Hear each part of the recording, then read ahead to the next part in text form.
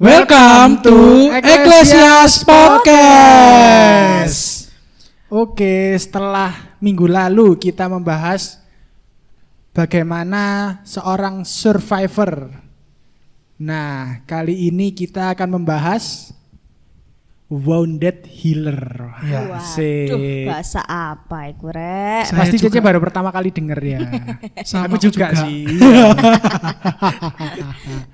Oke. Nah, karena minggu lalu kita basa-basinya terlalu lama, jadi Kerasa kali ya? ini Semoga langsung aja. Iya, semoga nggak bosen ya guys ya. iya. Kalau gitu kali ini basa-basinya lebih lama lagi. Iya. Iya, Lebih panjang loh. lagi. Oh, Loh. pembahasannya 5 menit, basa-basi 20 menit. Loh, setuju? Jangan-jangan pemirsa nanti meninggalkan kita.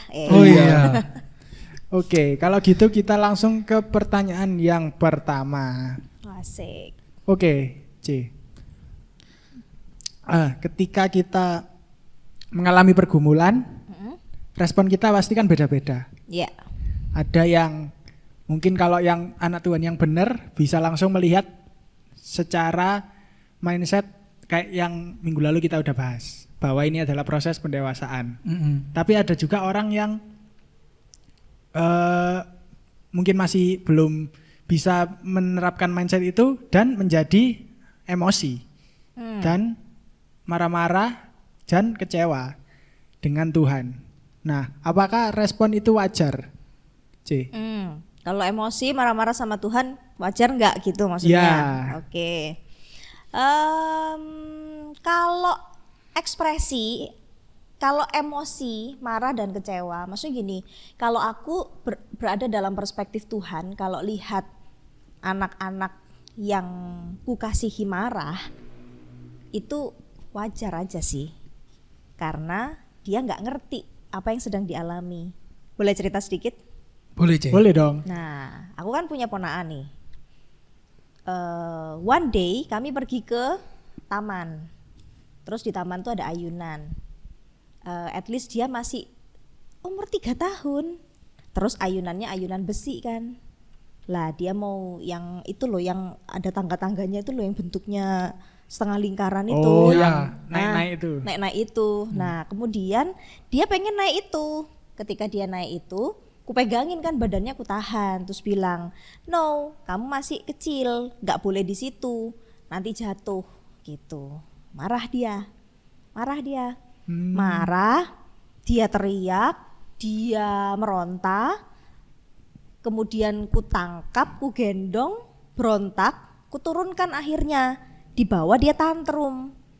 Nah, sampai tantrum. Lah ketika tantrum, cuman kuliatin aja sambil berdiri, aku liatin dia, jangan sampai melukai dirinya sendiri. Tapi kemarahannya menurutku adalah kemarahan yang wajar. Dia pengen sesuatu, saya bertindak sebagai orang yang menghambat kesenangan dia, istilahnya kan gitu. Ya. Maka kemudian dia marah. Bagiku itu wajar, karena dia nggak ngerti. Seandainya dia tahu bahwa kenapa saya melarang, maka dia pasti akan paham. Oh oke, itu nggak boleh karena itu akan melukai saya. Nah, suatu saat kemarahannya pasti akan membaik dengan sendirinya, seiring dengan dia sudah mulai paham, sudah mulai dewasa, sudah mulai ngerti. Nah, sehingga ketika orang mengalami up and down hubungan dengan Tuhan dalam pergumulannya, kemudian dia mengalami marah dan kecewa, aku sih berusaha untuk menempatkan diri sebagai orang luar yang merasa bahwa ya wajar, karena mungkin dia marah karena dia nggak ngerti apa maksud Tuhan di balik pergumulan itu. One day ketika dia juga tahu, paham, oh ternyata Tuhan kasih pergumulan ini supaya aku A, B, C, D. Ya udah gitu. Itu satu proses pendewasaan. Yang nggak wajar adalah, yang berdosa adalah ketika marah dan kecewa itu berubah menjadi tindakan atau perkataan yang menghina, menghujat, dan tidak menghormati Tuhan. Itu dia. Poinnya ada di sana. Jadi kemarahan dalam Alkitab itu wajar-wajar aja, nggak apa-apa. Marah kan salah satu ekspresi dalam diri manusia. Iya. Tapi ketika kemarahan itu menjadi sebuah hal yang buruk, contohnya kemarahan seorang Saul yang kemudian membuat dirinya terus menerus ada dalam hatinya membunuh Daud. Nah ini kemarahan-kemarahan yang berawal dari iri hati yang nggak bener gitu loh, yang menimbulkan dosa-dosa yang lain. Ini yang nggak wajar, ini yang nggak boleh, ini yang nggak bener gitu. Tapi kalau misalkan kecewa, marah, kenapa Tuhan melakukan ini dan itu bukan dibenarkan, menurutku bukan dibenarkan, tetapi suatu ekspresi ketidakdewasaan seorang manusia. Dan I think kalau Tuhan ada di tempatnya sebagai seorang bapa melihat anaknya seperti itu, sama seperti saya ketika lihat ponakan saya seperti itu.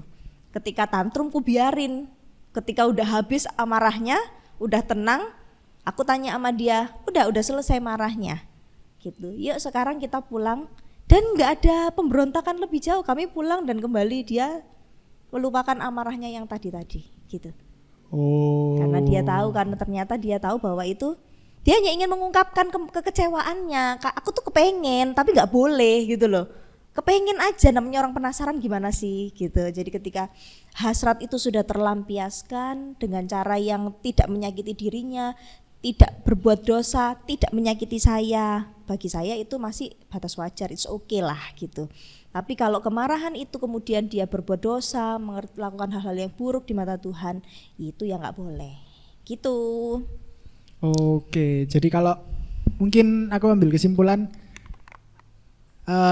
kita boleh marah, boleh kecewa, tapi jangan sampai efek dari kemarahan kita, dari kekecewaan kita yang sampai kita berbuat dosa itu aja ya, yang jangan sampai. Betul. Oke. Nah, ada kondisi sometimes kita kan yang pertama sulit ya untuk hidup kudus dan suci. Wow ya. Tapi di satu sisi yang lain, sometimes kita juga dibutuhkan sama orang-orang di sekitar kita. Mungkin ada para pendengar, teman-teman sekalian yang jadi tempat teman-teman yang lain sekitar kalian itu jadi tempat curcol gitu ya. Iya. Tempat curhat, cerita ya aku gini. Nah, gak bisa dipungkiri ya, Cek. Kita kan mesti harus beres dulu gitu loh dalam kehidupan kita, dari segi kita mengatur emosi dan lain sebagainya, supaya kita juga bisa menjadi penolong gitu loh buat orang lain. Nah, jatuhnya malah dia yang curhat nanti ya iya, kalau belum beres. Nah, gimana sih Cek, kita itu benar-benar memposisikan diri kita hadir buat orang-orang seperti itu, buat teman-teman seperti itu, yang mungkin teman-teman kita ini juga butuh kita, butuh sebagai advice, kasih aku advice saran kan mereka kan curhat kan, selain untuk didengar kan mungkin kita bisa kasih saran kan buat mereka. Tapi kalau hidup kita sendiri belum beres, dalam arti di sini tadi kita disampaikan sama Jorki, kita masih ada pendendam, masih ada kecewa dengan segala proses yang Tuhan sudah kerjakan dalam kehidupan kita, nggak sesuai, gimana kita harus menyikapinya? Ya nggak bisa.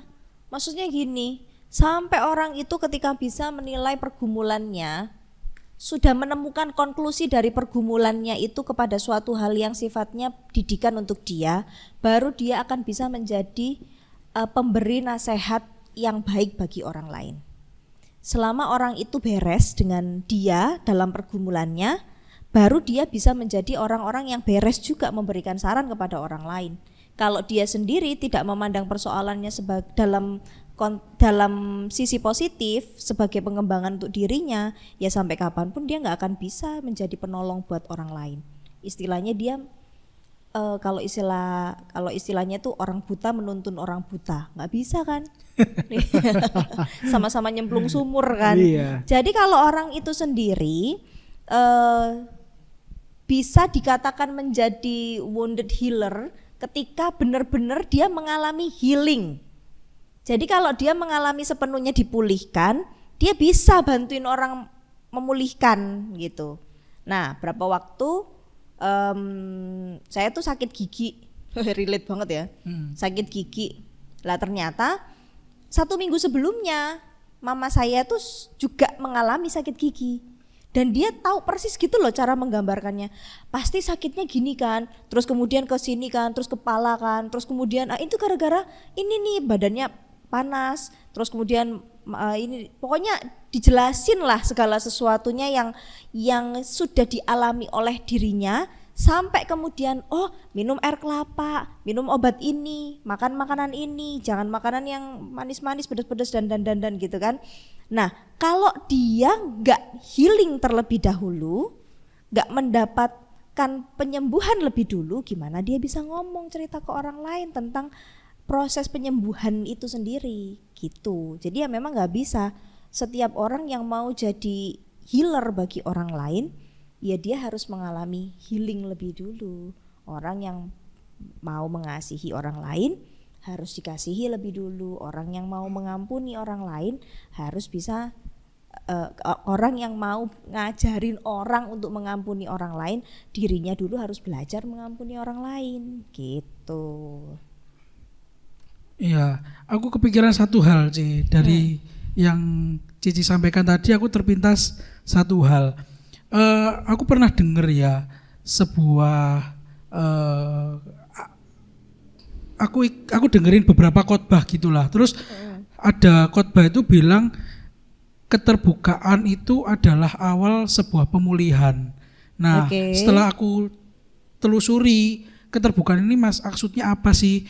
Keterbukaan ini yang dimaksud adalah ketika kita benar-benar nyatain Tuhan, aku itu gak berdaya, aku itu lemah kayak gini-gini. Jadi keterbukaan kita itu bukan sama teman curhat kita, tapi lebih ke arah kita kepada Allah, kepada Tuhan. Iya. Supaya kita Tuhan tolong pulihkan aku. Nah, menurut Cici statement tersebut itu gimana, Ci? Benar sih. Karena kalau kita mau dapat pemulihan, kita mau dapat pemulihan dari mana selain dari Tuhan kan? Iya, dan harus terbuka ya. Iya, dan maksudnya gini, pemulihan yang diciptakan oleh manusia itu sifatnya kayak painkillers. Sementara, sesaat ya. Sesaat saja. Tapi setelah itu tuh rasa sakitnya balik gitu. Tapi kalau pemulihan dari Tuhan itu Tuhan benar-benar sembuhkan. Di mana sih letak sakitnya? Di situ dia benar-benar recovery, benar-benar dipulihkan sepenuhnya, sehingga kemudian orang itu menjadi orang yang sehat, berkemenangan. Nah, ketika itu terjadi, bahkan ketika dia mengingat ataupun menceritakan luka-luka yang pernah dia alami, itu benar-benar disampaikan secara positif dan benar-benar yang move on sekali dari luka-luka itu. Tapi kemudian itu menghasilkan, kalau kamu mengalami luka ini, maka perbuatlah ini dan ini dan ini dan ini gitu. Nah itu dia. Sehingga ya bener aja sih, karena pemulihan total kan ya dari Tuhan, nggak dari tempat yang lain. Oke Ci, terima kasih buat statementnya. Nah, gimana Cor? Kamu ada tanggapan nggak? Gini merenung. Jangan nanti lama lagi. Nah, gini Ci, kalau misalnya ini case-nya ini ada temennya kita, temenku apa temennya Kojo atau temennya Cece, cerita tuh. Katanya menurut dia lagi kena yang sekarang lagi ngetren ini namanya mental issues. Halah. Nah, tahu anak generasi strawberry ini dikit-dikit mental issue. Dikit mental issue terus solusinya healing gitu ya. Itu loh makanya pulang stres lagi. Iya. Painkiller sesaat. Nah, gimana C? Kalau kita ada teman yang cerita, tindakan sederhana apa C yang dapat kita lakukan bagi mereka supaya kita bisa menolong? Pertama, kenapa sih orang itu kena mental issue? Karena sebenarnya dia nggak punya mental yang cukup kuat. Itu tadi, dia bukan survivor gitu loh. Jadi seolah-olah semua persoalan yang dialami itu paling berat gitu di antara seluruh manusia di muka bumi ini. Iya kan? Dia merasa kayak bebannya itu jauh lebih berat dari Pak Jokowi yang kena hujat sono sini sama Rocky Gerung itu. Loh, jadi kesana gitu. Ini bukan channel politik deh. Iya, maaf. Itu karena orang tuh kan suka bilang, anak-anak zaman sekarang tuh kan suka bilang, duh sibuk banget, capek banget gitu kan. Ya iya, coba dibandingkan dengan capeknya mamanya, capeknya papanya. Dan papa mamanya itu sudah mengalami kecapean itu sudah berapa puluh tahun gitu loh, termasuk ngurusin dia. Dari brojolin dia sampai kemudian menghidupi dia. Nah itu kalau mau diukur tingkat kecapeannya tuh kan gak cocok gitu ya. Nah jadi orang-orang yang kena mental health issue ini coba dibawa untuk melihat bahwa permasalahan dia itu adalah ya normally case gitu loh untuk anak-anak seusia dia. Jadi dia itu bukan yang paling menderita di antara yang lain. Jadi mungkin bisa kita bisa tolong dia dengan cara iya sih aku pernah alami juga hal begitu, tapi kita ceritanya flat aja. Sehingga dia tuh mulai open minded gitu loh. Oh, enggak cuman aku ya. Oh, enggak cuman aku ya. Gitu. Nah, ini penting gitu loh untuk mengingatkan supaya karena orang tuh kan sekarang tuh punya jiwa narsis ya. Semua tuh ke dia gitu loh. Sorotannya ke dia, seolah-olah lampu sorot tuh ke dia. Enggak. Semua orang mengalami yang dia alami gitu loh. Yang beda adalah bagaimana dia merespon pengalaman-pengalaman itu dengan cara ya ayo fight gitu. Gak gampang mengeluh lah, apa sedikit-sedikit jangan mengeluh lah.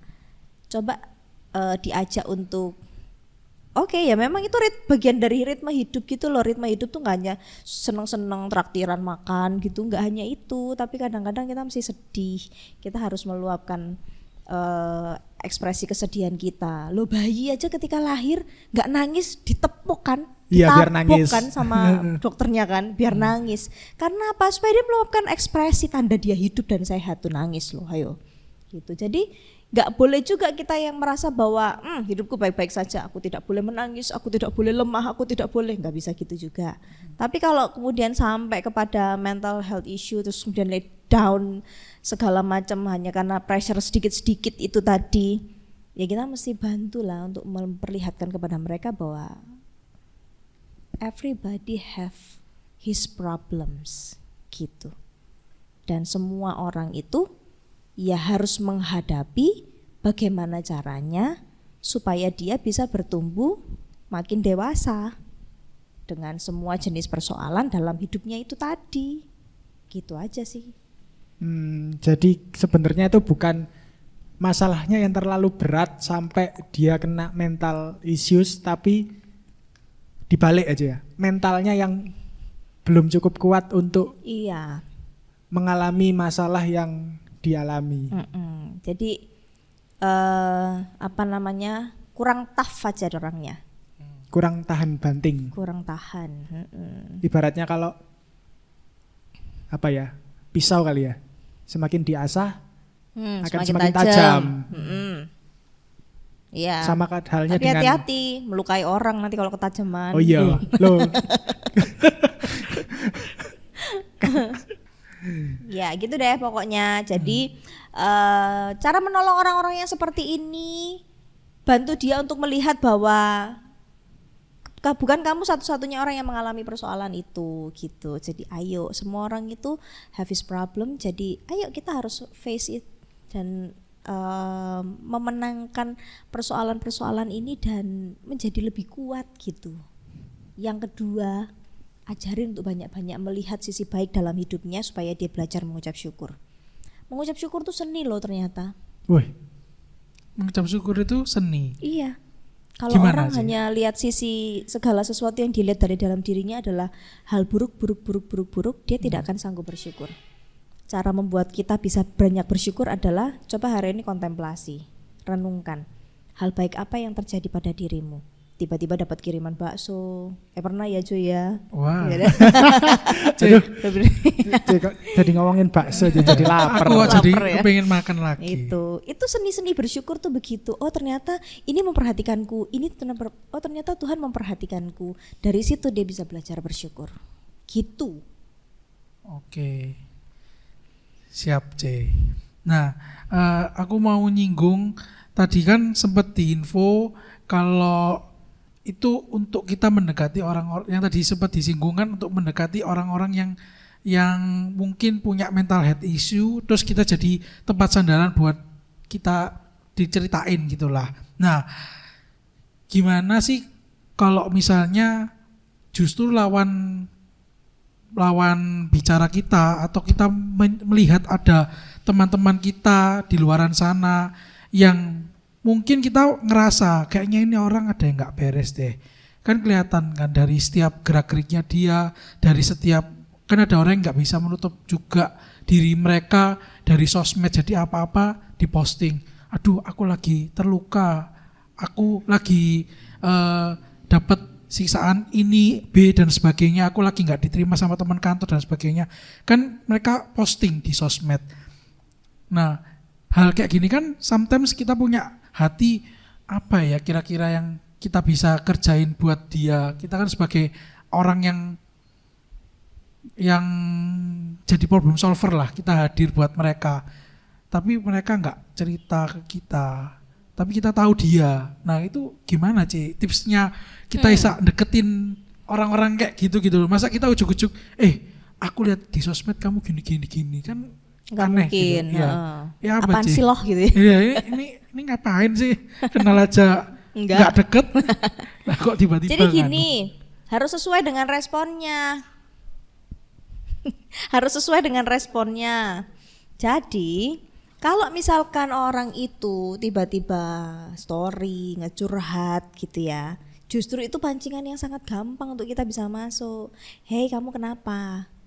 Nah, itu kan sebenarnya orang-orang yang suka posting-posting itu sedang mencari perhatian. Nah, ini kan intinya kan orang-orang yang pressure gini, kalau kena mental health issue nih, apa sih sebenarnya yang dia butuhkan? Perhatian, sesimpel perhatian. Jadi ketika kamu tanya, terus kamu kenapa? Apa gitu. Sebenarnya itu sudah oke, baiklah ada orang yang bersama denganku gitu. Tapi memang pada dasarnya kita itu diminta untuk menjadi gembala bagi sesama kita ya. Saat kita lihat teman-teman kita dalam kondisi wajah yang kurang ceria, yang gak all out, yang diem aja, kita wajib loh untuk deketin orang itu dan katakan, dan mendekatinya gitu loh, berteman.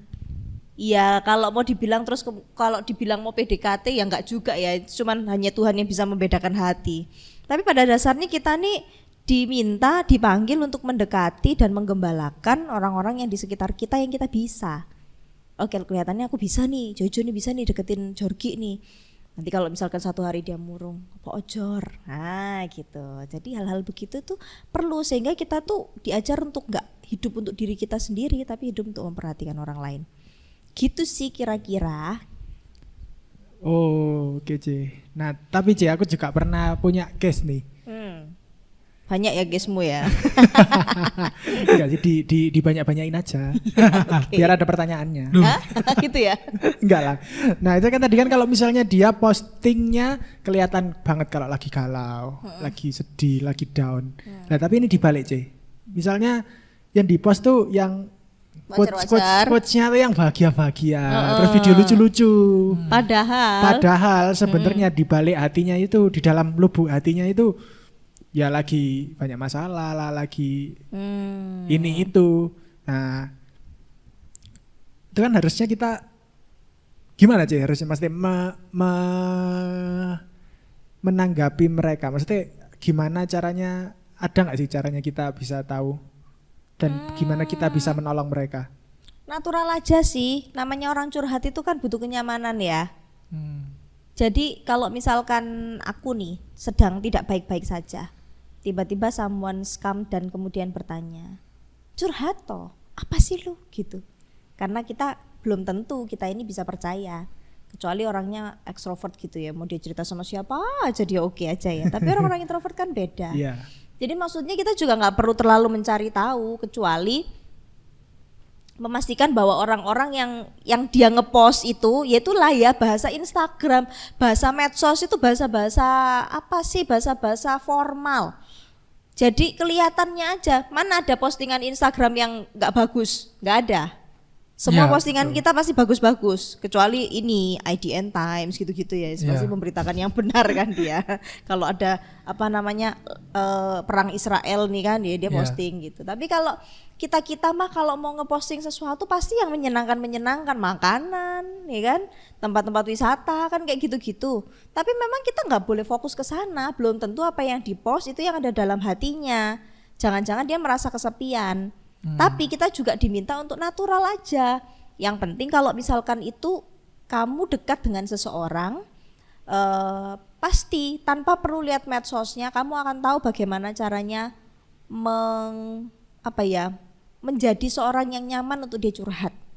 Tapi natural aja, kedekatannya natural, say hi-nya natural, jangan sampai nggak disapa sama sekali atau disapa terlalu lebay gitu.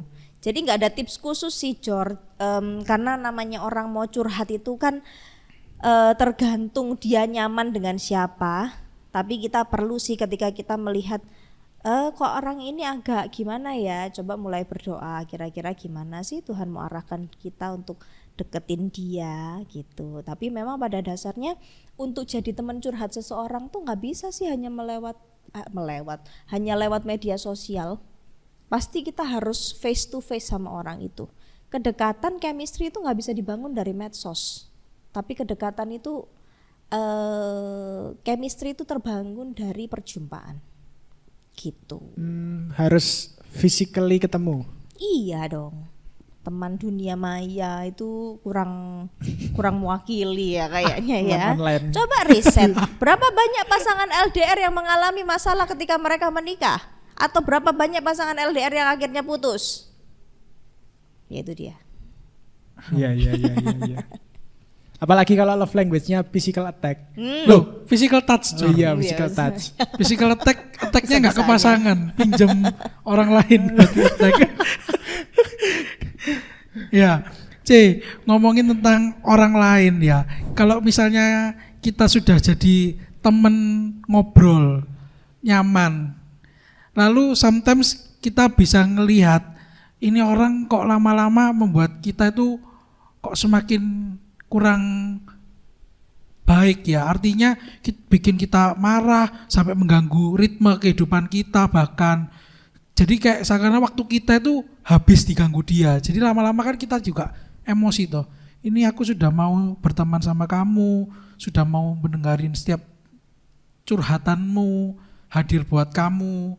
Tapi kok kamu malah mengambil seluruh aspek kehidupanku dari segi waktu, pikiran dan Lebay, tenaga. alay. Bukannya positif malah tambah negatif. Ya? Iya, makanya. Nah, kayak gitu itu salah atau enggak kalau misalnya kita melakukan tindakan kayak stop aja wis gitu.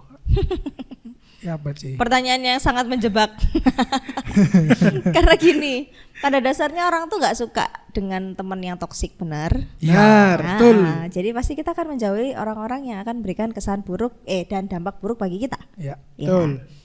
Nah, kalau misalkan kita merasa bahwa apa yang dilakukannya itu ikut membuat kita buruk, kita yang harus menjaga batasan, Bukan mengkat itu. bukan mengkat. Oh. Jadi kalau kita mau belajar untuk mengasihi orang, itu caranya adalah bukan semakin dia punya masalah semakin kita menghilangkan dan mengeliminasi dia dalam kehidupan pertemanan kita. Enggak, tapi mungkin ini menjadi satu pengamatan yang bagus untuk Jojo dianalisa.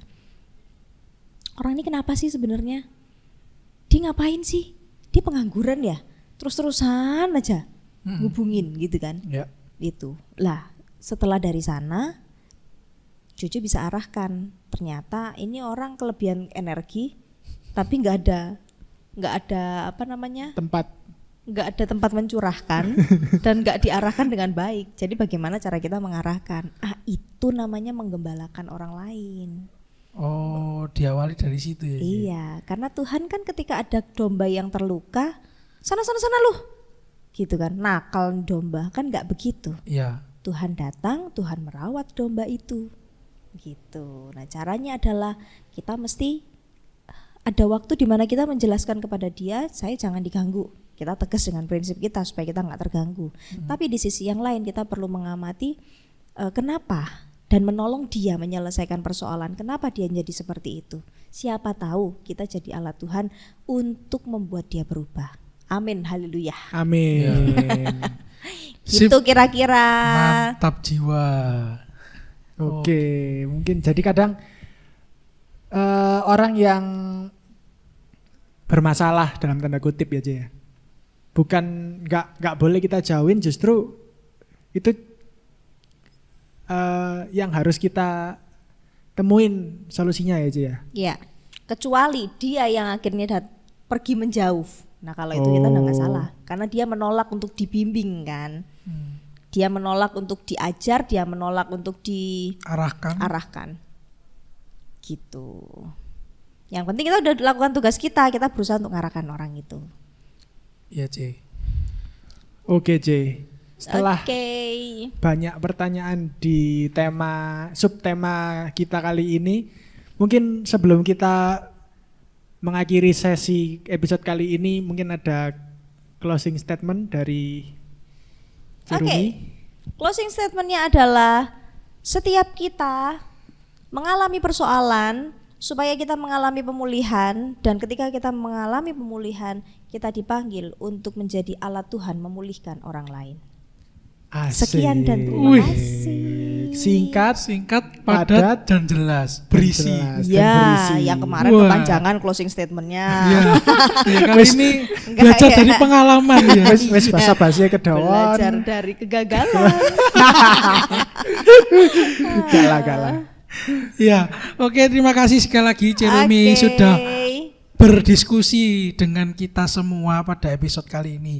Jangan lupa teman-teman untuk terus saksikan episode yang pertama yang minggu lalu dan hari ini, dan juga nanti minggu depan kita akan ada di subtema yang terakhir ya, Jor ya. Aduh, kok wis terakhir padahal masih seru. Loh, karena terakhir ya.